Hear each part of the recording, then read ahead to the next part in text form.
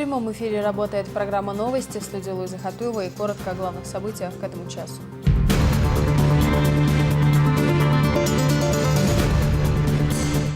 Экономическое развитие, активность бизнеса и качество жизни в регионах. Люди, вне всякого сомнения, выбирали, как они хотели бы жить дальше, кому доверят страну на ближайшие годы. Прежде всего, это, конечно, огромная ответственность. В Сочи открылся Международный инвестиционный форум. Ряд встреч прошли и с участием главы Чечни. С трапа самолета в карету скорой помощи. После того, как медицинский работник аэропорта приводит больного в чувство и возникают подозрения на особо опасную инфекцию, вызывается городская скорая помощь. В столичном аэропорту прошли учения медицинских работников. Когда ограниченные возможности не помеха творчеству. У них есть огромный талант, способности, и они показали это своими изделиями. В Грозном состоялась благотворительная ярмарка поделок детей-инвалидов.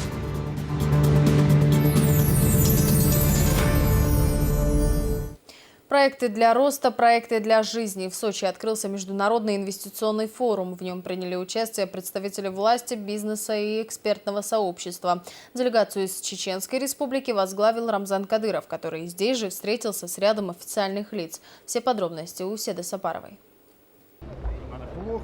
Вот уже в 15-й раз Сочи традиционно на несколько дней превратился в площадку не только для обсуждения вопросов развития мировой экономики, укрепления связей между иностранными и российскими компаниями, но и повод встретиться и обсудить актуальные для регионов темы. Еще до начала пленарного заседания избранный глава Чечни пообщался как с официальными лицами, так и участниками форума. Мы работаем с Германом Оскаровичем Грефом и помогаем ветеранам всех войн. И начали помогать в Грозном у вас.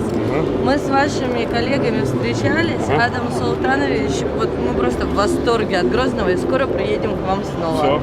Спасибо вам большое. Всего доброго. Основной темой форума в этом году стало новое качество государственного управления. Проекты для роста, проекты для жизни. Открывая работу форума, Дмитрий Медведев отразил задачи и вызовы, которые сегодня стоят перед Россией. По его словам, изменить жизнь людей к лучшему можно, только создав современную и эффективную экономику, развивая медицину и образование. Представители всех уровней власти должны оказать полное содействие в реализации этих задач. Необходимо оправдать доверие жителей страны. Форум наш в этом году особенный, потому что он проходит сразу после выборов. Россия голосовала за Государственную Думу, за законодательные собрания в регионах, губернаторов, мэров, за местные органы власти.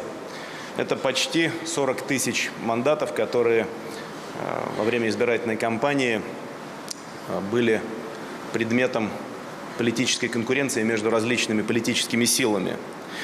Люди, вне всякого сомнения, выбирали, как они хотели бы жить дальше, кому доверят страну на ближайшие годы. И тот результат, который мы получили, это не только показатель политической стабильности, хотя это очень важно, не только победа для «Единой России», если говорить о той политической силе, которую я представляю, но и большие возможности. И прежде всего, это, конечно, огромная ответственность перед людьми, которые нам поверили, которые нас поддержали. Здесь же стало известно, что Внешэкономбанк объявил о перезагрузке работы с регионами. Так, в рамках работы форума состоялось подписание меморандумов о сотрудничестве между банком и сразу 7 субъектами страны, среди которых и Чеченская Республика. Документы подписали председатель Внешэкономбанка Сергей Горьков и глава регионального правительства Абубакар Эдельгериев. Пожалуйста, обменяйтесь фактами.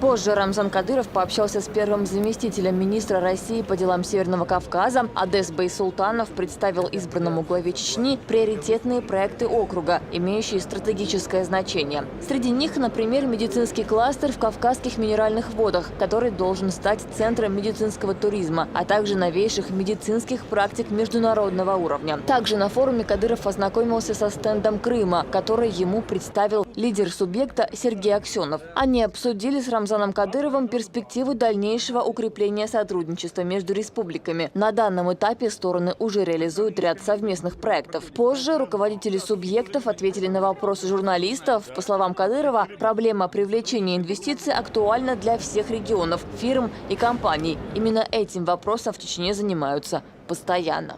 Мы сотрудничаем, Какие у вас дружим. совместные проекты есть? Расскажите. Все проекты, что существуют в мире, у нас совместно. У нас в Черноморском районе наши друзья, руководитель правительства, то есть по поручению президента Чечни, то есть действуют, развивают садоводство, карьерное хозяйство развивают. Поэтому в данном случае уже ряд проектов Чеченская республика реализует. Будем еще в сфере рекреации реализовывать. Мы с Рамзаном Ахматовичем договорились уже.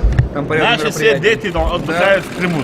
Только первый, кто открыл отдых дома в России, это мы, чеченские дети, поехали. Санатория нет у вас в конце? Вы не собираетесь покупать свой санаторий? Будет уже. Будет. Уже договорились. Пригласим персонально. Развиваем очень тесные отношения. Все у нас впереди еще. Дружим, ездим в гости друг к другу, так что все хорошо. Рамзан Ахматович в Крым сейчас никак не приедет, но приедет. Ну я приехал уже на территории Крыма. Но это не считается. Это не считается. Да. Все нормально, спасибо. Самое главное, что в Крыму нет бюрократии. В Крыму, кто хочет вкладывать деньги, для них все условия. Созданы все условия и сразу создаются максимальные условия. Вот наше правительство работает и говорит, приятно работать в Крыму. И отдыхать приятно, и работать приятно. Поэтому это один из самых лучших мест в нашем государстве. Поэтому все мы идем в Крым. Здравствует наш Крым. А Чеченская республика на сегодняшний день что делает для того, чтобы инвесторы заходили в регион? У нас очередь стоит инвесторов, просто мы выбираем. Поэтому у нас очень хорошие проекты, интересные. Мы сейчас работаем больше с арабами, немцами работаем. Мы мелкие проекты оставляем сейчас и дальше занимаем, делаем такие пилотные проекты. Поэтому у нас, несмотря на то, что происходит в мире такие потрясения, у нас в инвестиционном плане хороший климат. Поэтому я думаю, что в ближайшем будущем мы еще заявим на себе. А когда вы пригласите уже нас в ведущие? Когда запустим? Мы уже в 2017 году, первый этап мы открываем и приглашаем. Всегда мы рады гостям, мы всегда приглашаем всех.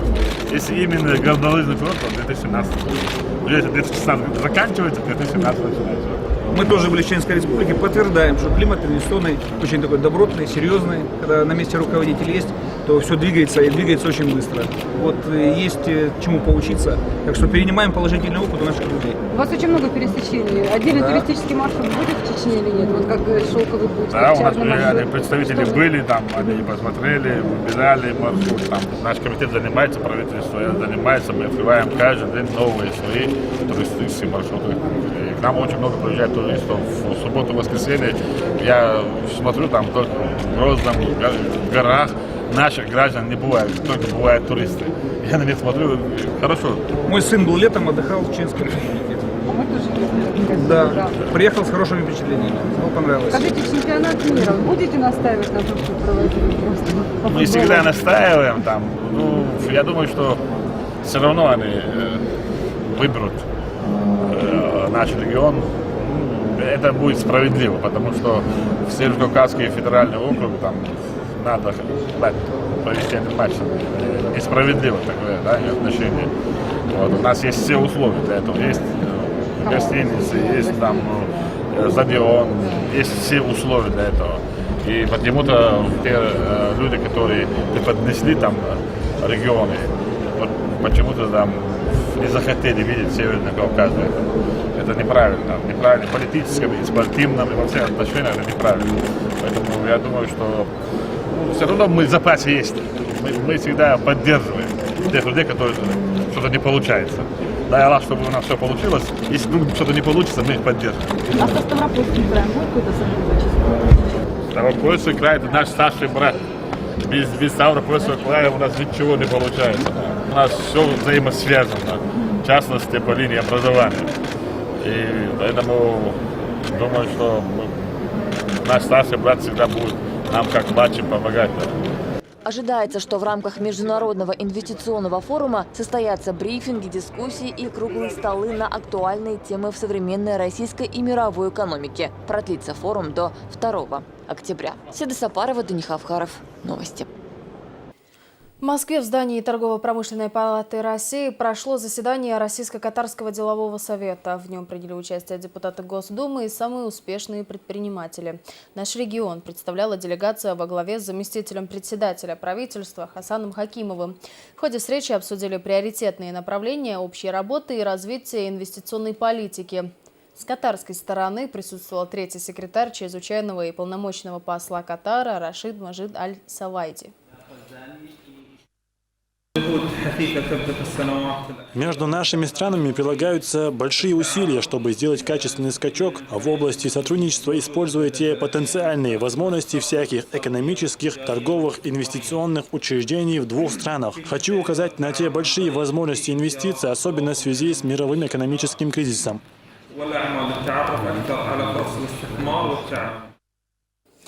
Российско-Катарский совет был создан в 2007 году. За последнее время экономические отношения между странами стали развиваться во многих сферах торговли. Только за первый квартал 2016 года товарооборот России с Катаром вырос почти в 3,5 раза по сравнению с аналогичным периодом 2015 года. Здесь также был представлен ряд инвестиционных проектов от Чеченской Республики, которые представляют интерес для участников совета. Наша республика очень активно участвует в налаживании деловых отношений, братских отношений с государством Катар. Особенно после последней встречи Рамзана Ахматовича Кадырова с эмиром Катара в Москве у нас эта работа очень активизировалась. Также после этой встречи к нам в республику приезжала делегация из Катара, которая была направлена самим эмиром. Они выбрали несколько инвестиционных проектов, в которых они выразили готовность инвестировать.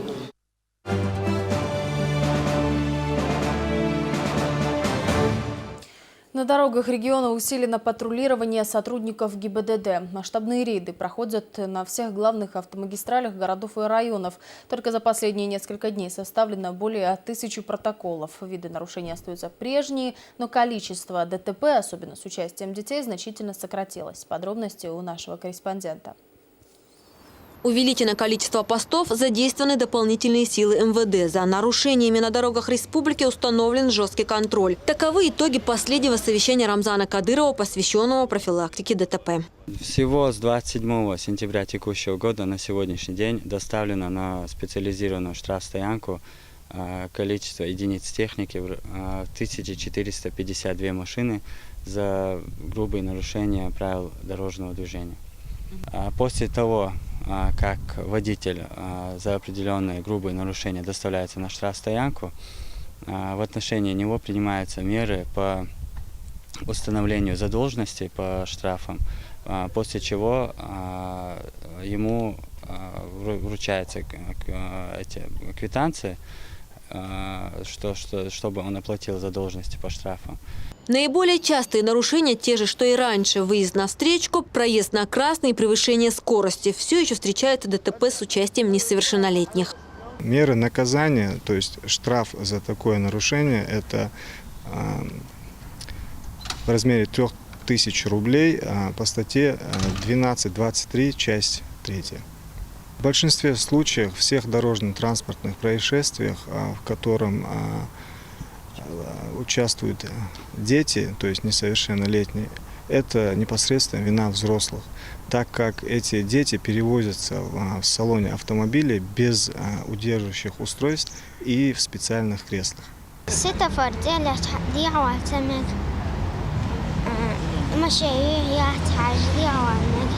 Заметно сократилось количество ДТП с участием детей. Инспекторы ГИБДД регулярно проводят встречи со школьниками, на которых рассказывают о правилах безопасного поведения на дорогах. Также с начала учебного года в республике проходит интернет-эстафета «Дети пошли в школу». Улучшились и общие показатели смертности на дорогах. Если с начала этого года в авариях погибло 90 человек, то за аналогичный период 2015-го их число составило 120.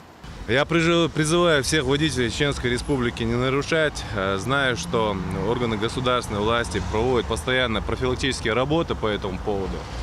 И, конечно, у каждого гражданина и водителя должно быть самосознание для того, чтобы ездить и управлять транспортным средством в рамках закона. В этом направлении я знаю, что и руководством работа ведется. Конечно, это очень важная и необходимая работа.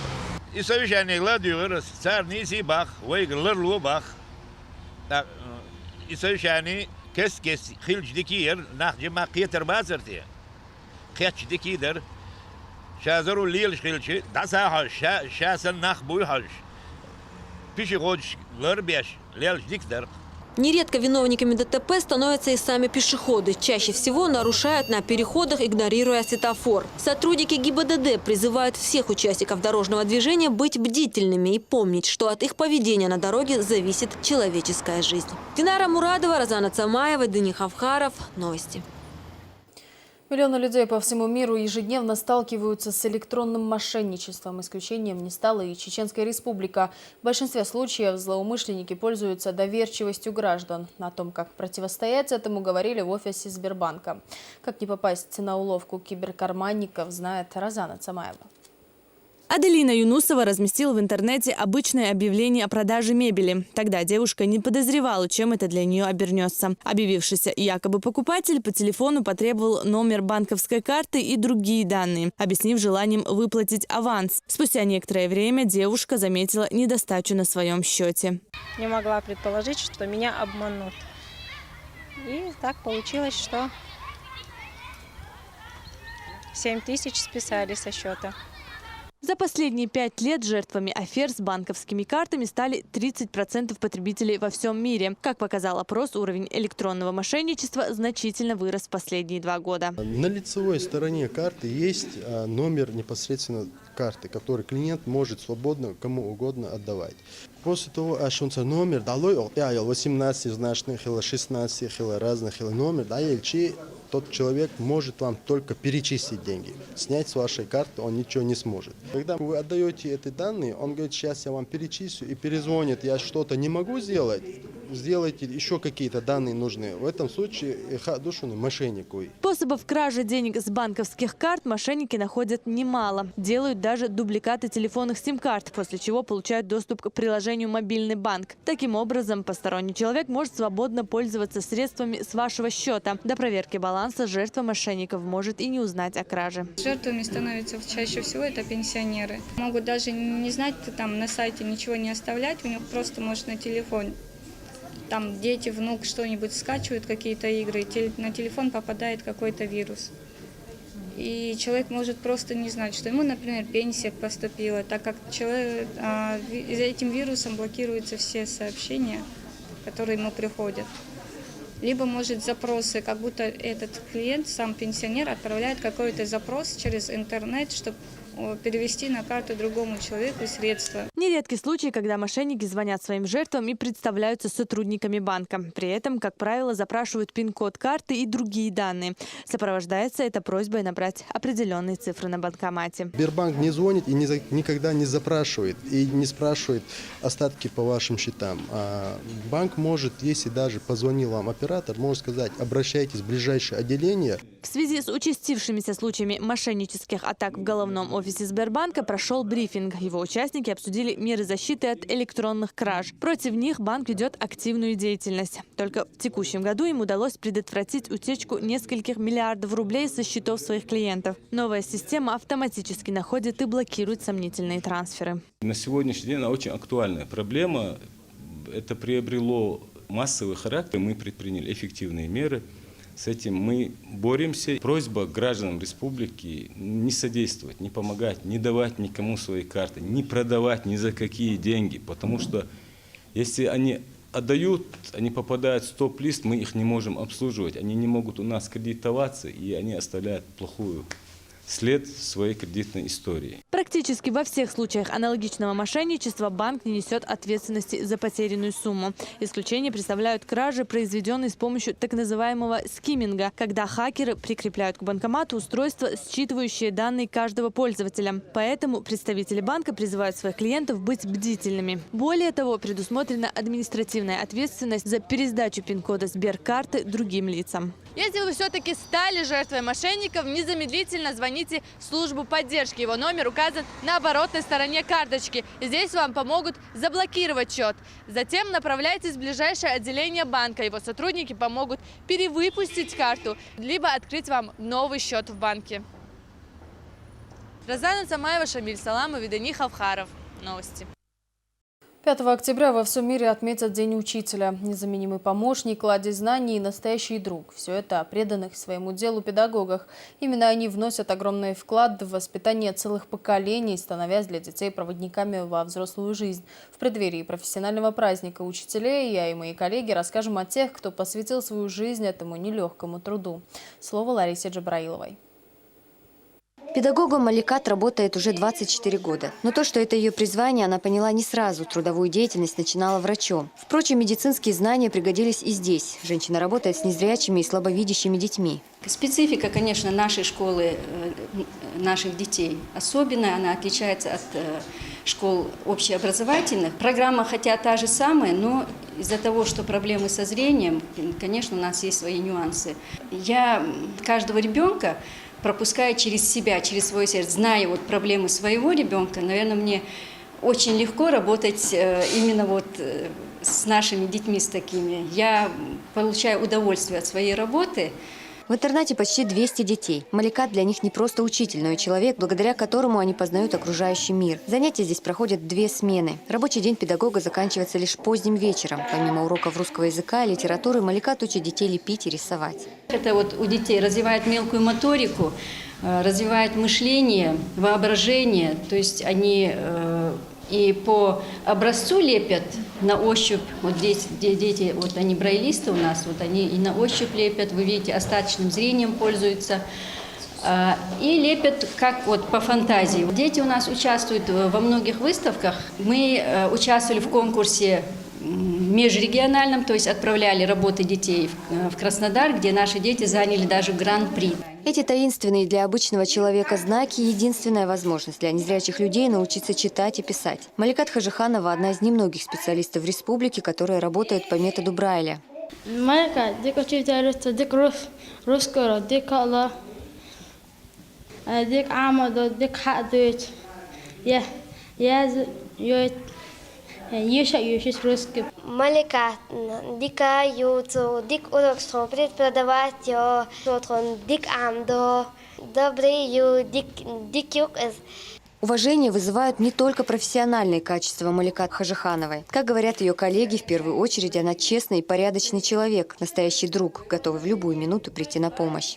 Маликат Ахмадовна работает с нами уже 3-й год.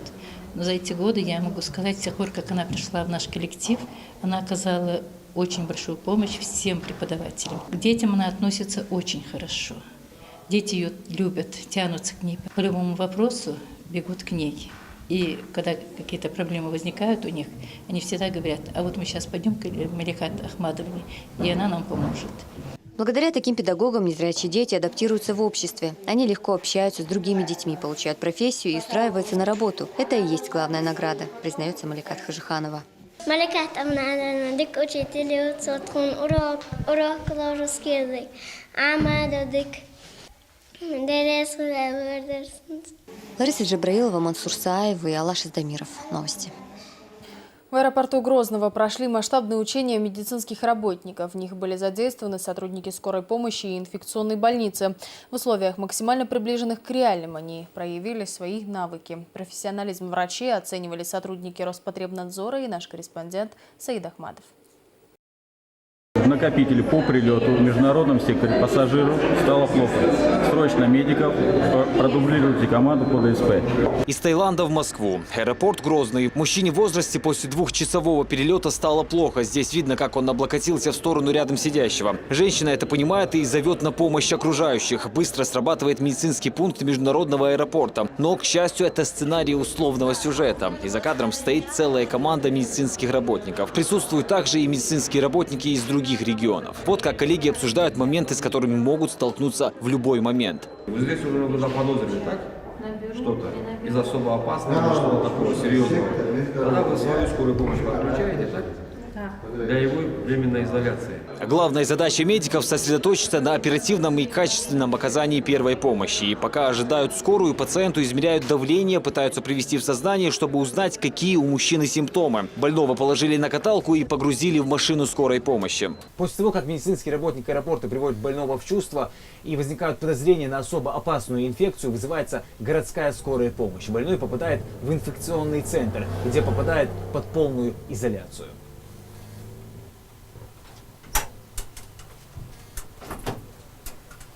И вот предварительный диагноз поставлен. По сценарию следующий пункт, где оказывается пациент – Республиканский клинический центр инфекционных болезней. Здесь к прибытию бригады скорой помощи уже все готово. Первым делом зараженного госпитализировали в воздушно-капельное отделение в бокс. Врачи тут же берут анализы и отправляют за пределы. В республике пока нет вирусной лаборатории. Но есть возможности для оказания первой полноценной помощи. Пульсоксиметром измеряет сатурацию больному, определяет тяжесть состояния и дальнейшую тактику ведения лечения этого больного. Имеется в наличии аппаратура для поддержания необходимых жизненных свойств организма. Мужчину полностью изолировали. Главное правило – не контактировать с больным. Заразиться может каждый. Даже машину, на которой перевозился пациент, подвергают дезинфекции на отдельной площадке. Гости сегодняшних учений хорошо оценили готовность чеченских коллег. Именно вот эти учения ваши коллеги проводили впервые. У вас в этом уже есть опыт, и как вы думаете, они готовы к серьезным таким экстренным случаям? Ну, в первую очередь я хотел бы поблагодарить всех организаторов этих учений, наших грозненских коллег, чеченских коллег в лице Роспотребнадзора Чеченской Республики, Министерства здравоохранения. Для первого раза это очень даже хорошо. Все мероприятия организованы, противоэпидемические, профилактические мероприятия довольно своевременно и оперативно.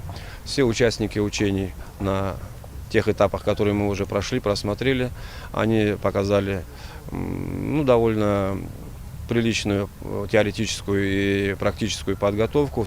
Такие мероприятия Роспотребнадзор с рядом других медицинских учреждений будут теперь проводить ежегодно. Сегодня это особенно актуально с тем, что периодически в разных уголках мира происходят вспышки различных инфекций. А быть готовым к этому обязан любой уважающий себя медицинский работник. Саид Ахмадов, Шамиль Саламов и Дени Хавхаров. Новости. Ограниченные возможности не помеха для творчества. Это в очередной раз доказали воспитанники интернатов для детей-инвалидов. Свои поделки они представили на ярмарке в Грозном, где их мог приобрести каждый желающий. Благотворительную акцию организовал региональный общественный клуб «Иман» при поддержке Министерства образования. Макка Татаева оценила работы ребят. Мир, который им не дано услышать в звуках, детишки из школы-интерната изобразили так, как они его видят, яркими красками. Таланты ребят охватили самые разные виды творчества.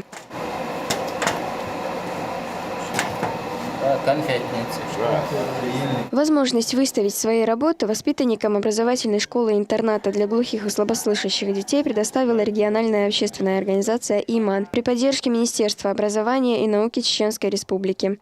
Цель мероприятия было показать всем желающим, которые придут сегодня на данную ярмарку, показать то, что дети с ограниченными возможностями, у них есть огромный талант, способности, и они показали это своими изделиями. Сегодня, если пройтись и посмотреть, мы увидим много чего интересного, то, что они сделали своими руками. Ознакомиться с творчеством ребят прибыли многие официальные лица. Подготовили ребята и музыкальные номера, но вместо слов использовали особый язык, которым они могут исполнить практически любую песню.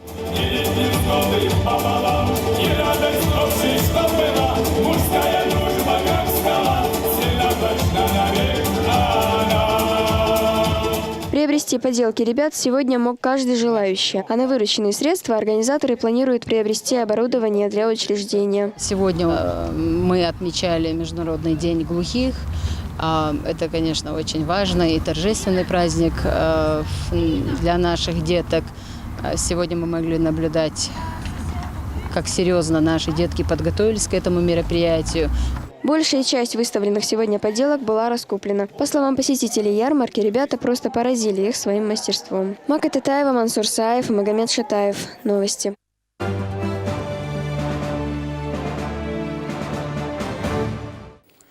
Грозный готовится к международному турниру по смешанным единоборствам. Уже 4 октября состоятся поединки лучших бойцов клуба «Ахмат».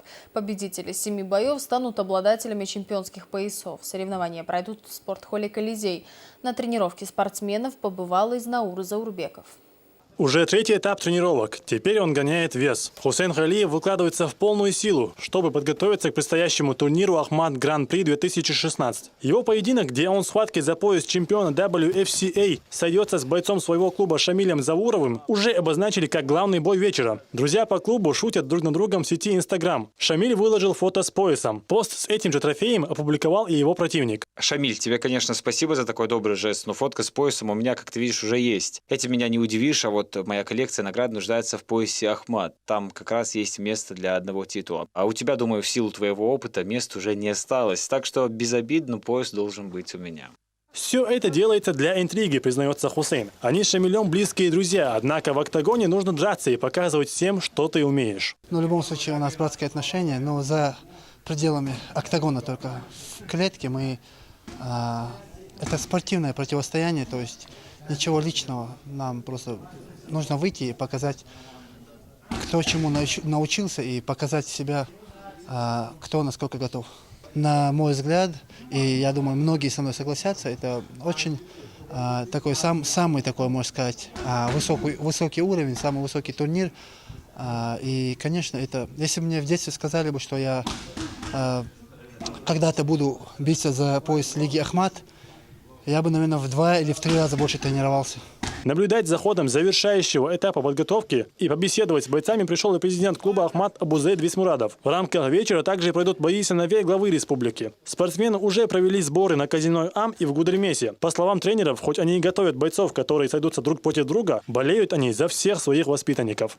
Это действительно большое событие, так как сам чемпионат Гран-при, который на предыдущих боях все бойцы сталкивались с более сильными по уровню своими соперниками. И то, что сошлись в финале наши бойцы, это значит результат нашей подготовки. Мы, конечно, рады, но так как это спорт, в спорте должен быть один чемпион, и они должны сойтись. Слабые стороны спортсменов, они сами друг друга прекрасно знают. Это будет как бы спортивное соперничество вне турнира и после турнира. Это одна семья, одни братья. В битве за пояс чемпиона лиги WFCA Салману Джамалдаеву предстоит встретиться в октагоне с Магомед Расулом Хазбулаевым, который представляет клуб «Чемпион».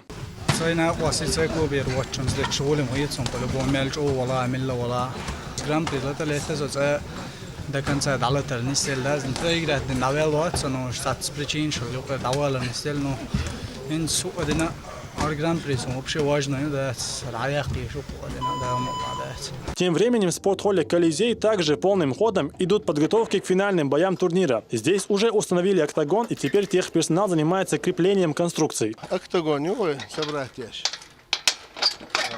Почти собратья. Не ла, основной убор. Железный каркас, вот all фанеры, маты, потом вот этот покрышки, сетки, все. И основной собрать, не гона навесной, и он по мелочи собирать я что, тон максимум. Ну в любом случае 4 октября, К боям готовы и болельщики, которые с нетерпением ждут зрелищных поединков самых лучших бойцов клуба «Ахмат». С терпением ждать, а что от боишкой, да, мало, болеть, до когда, до что, хазхиец, оценк, хуешь, а что ждать. Я всегда с большим удовольствием смотрю и посещаю бои наших бойцов. Если у меня бывает возможность, со временем я не пропускаю бои.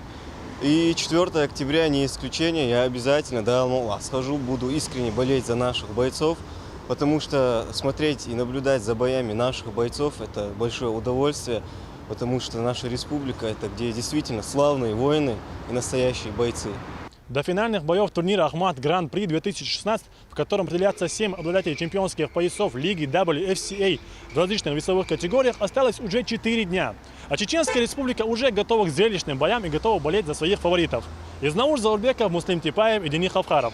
Новости. Это все новости к этому часу. Спасибо, что были с нами, и всего вам доброго.